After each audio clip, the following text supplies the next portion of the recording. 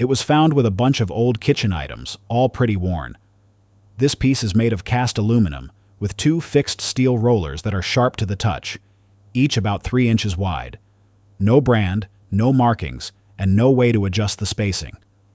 At first glance, it seems like a pasta cutter, maybe for something thin like angel hair, but the rollers don't move, and the whole thing feels more heavy-duty than most kitchen tools. Any idea what this cutter was actually used for?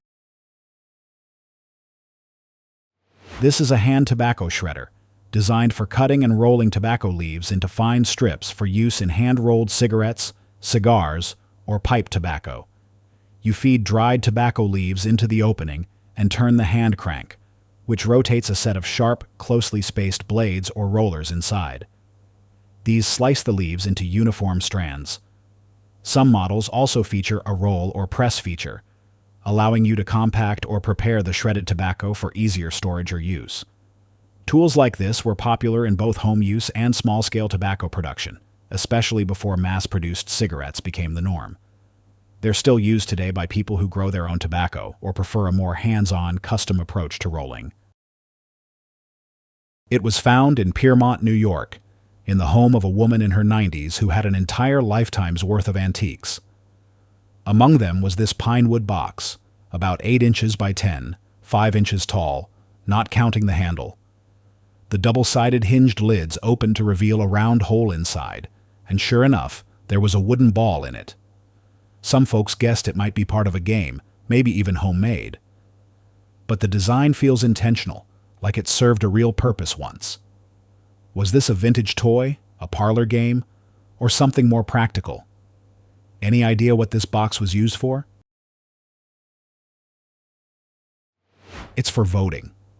People use white and black balls to vote and stick them in the hole. When done, that side is opened and the balls are counted. This also is the origin of the term blackballed. These are still used in Masonic lodges. The person will put the box on their shoulder and hold on to the handle. Then the person voting will be behind him. The voter will pick up the ball they want and drop it in a hole, on the end right above where they are stored. And after all have voted, the lid will be opened to see if there are any black balls. If there are, the vote fails.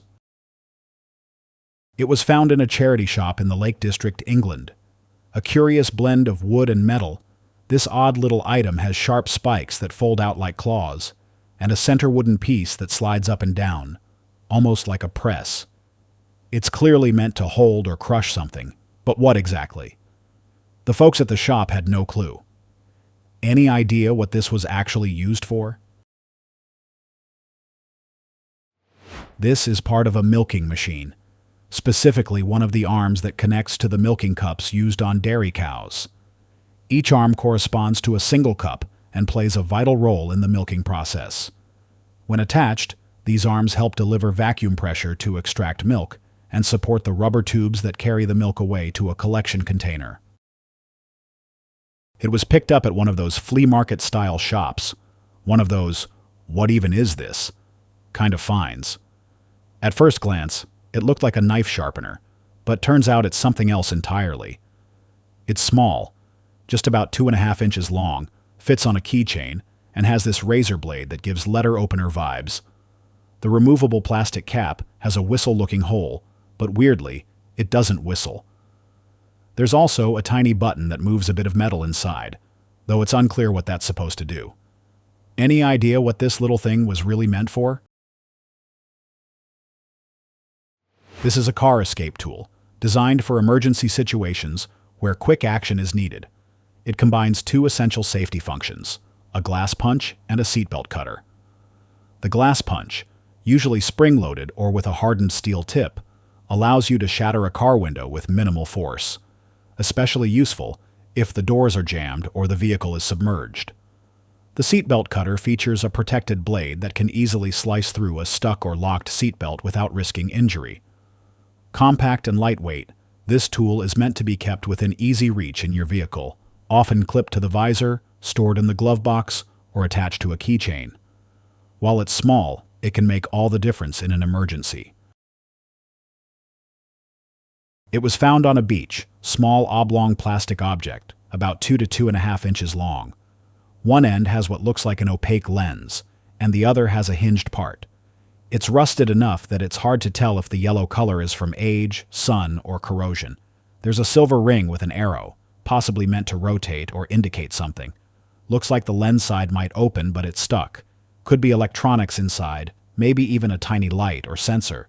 Some folks might guess fishing gear, maybe boating related, or even a marker of some kind. Any idea what this could have been used for?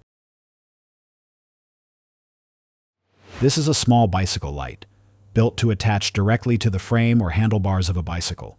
These lights were often powered by batteries or a dynamo system, where pedaling generates electricity to power the bulb. The compact design suggests it was likely intended for a child's bike or a minimalist adult setup. It came from a bin labeled kitchen items, but no one's sure if that's even accurate. It's a small, lightweight metal tool, maybe tin, definitely not steel, about 5 inches long. Canada is engraved on the top. 2 arms pivot on a central rod, and the end has a very specific shape, almost like it was designed to grab or hold something with precision.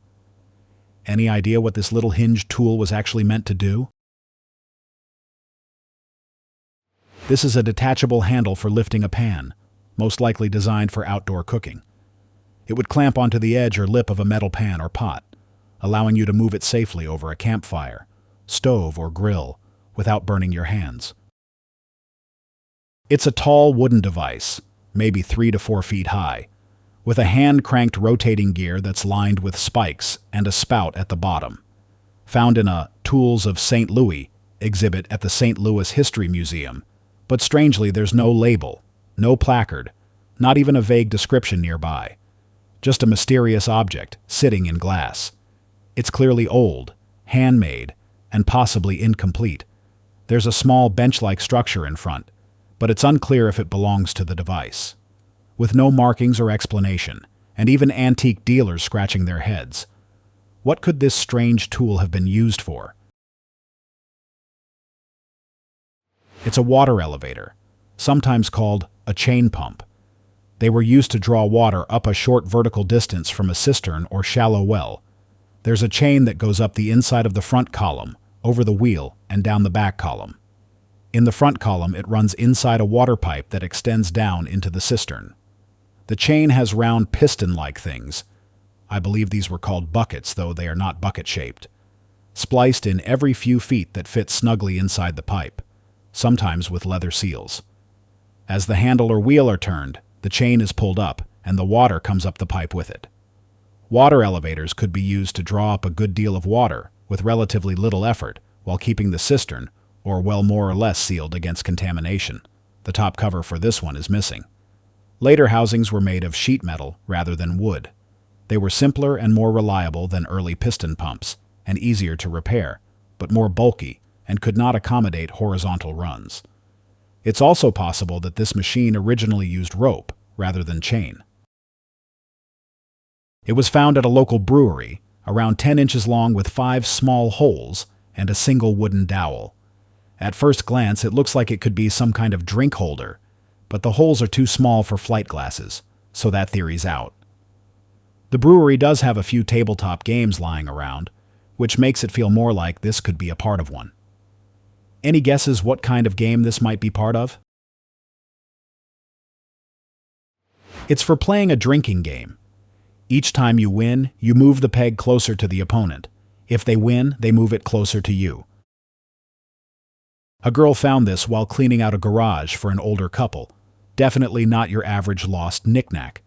It's a strange little brass-colored spiky ball, hollow inside, roughly 1.5 inches across. There's a chain attached, finish nails poking out all over it in a perfectly spaced pattern, and some faint ridges along the surface. Weighs about 1 ounce or 2. Despite the metallic look, it might actually be painted wood, especially since it doesn't feel like real brass. Her first thought was a mini Sputnik, but that one was smooth, not full of nails. Any ideas what this spiky mystery ball could have been for?